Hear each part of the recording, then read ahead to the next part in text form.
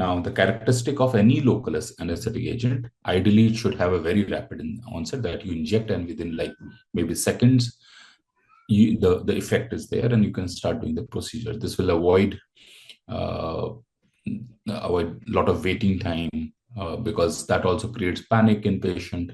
So even if there is a delay, please make sure as a surgeon you keep talking to the patient at this time. This is a very crucial time. Patient is terrified at this point. Is very anxious. So if it is taking some time, please talk to the patient at this time. So ideally, we want the local anesthetic to be rapid onset. It should have a long duration of action. Okay, not it's like it because many procedures will take some time, and we don't want during the procedure patient to go into pain. So we want a long duration of action. Obviously, the drug should have low toxicity and it should have a minimal side effect. So these are some ideal characteristics. But as life would have it, there are no ideal local anesthetic agents. So we have to mix and match according to our needs. So we should know what are the various compounds and how they are used. So there are two basic classes, Ester type and Amide type. These days, is a generation of Amide types more, so we use them more. The difference is, if you see here, everything else is the same.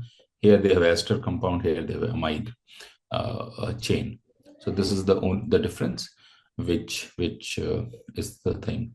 Now, this structure defines that it should, how lipophilic it is. Lipophilic means it is non-ionic, okay? So and lipophilicity is used so that it can move inside the cells.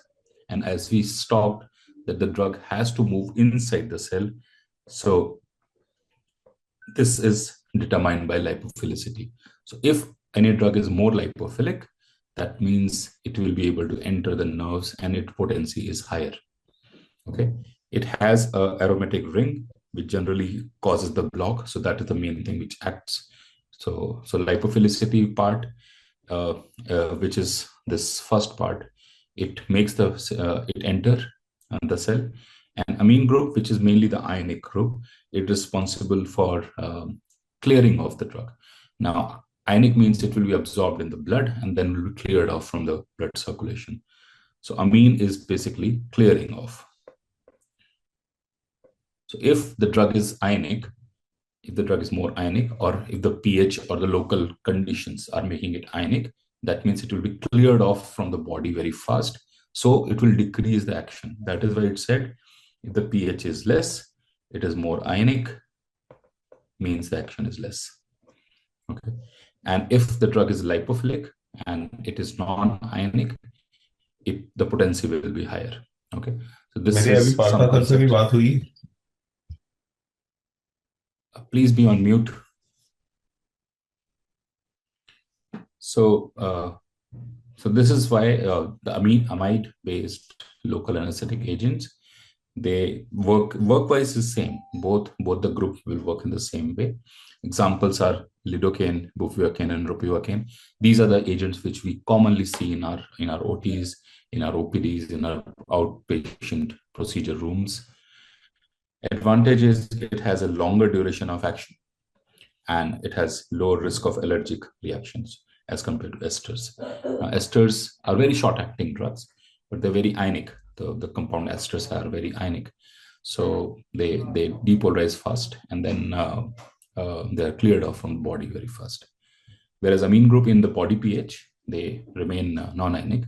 So that's how they will work. Ester-based have a short action, very short action, and they're metabolized more rapidly, as I told you. Examples are cocaine, chlorprocaine, procaine, and tetracaine. Okay, and this is the main problem with them. But in some areas where we want very short action, like some dental procedures, some IV cannulation, some skin procedures, there we can use these. Okay, and higher risk of allergic. And these are the reason short action, higher risk. Remember when we talked about the qualities of an ideal anesthetic agent, all these were against it. So that is why esters are not very commonly used.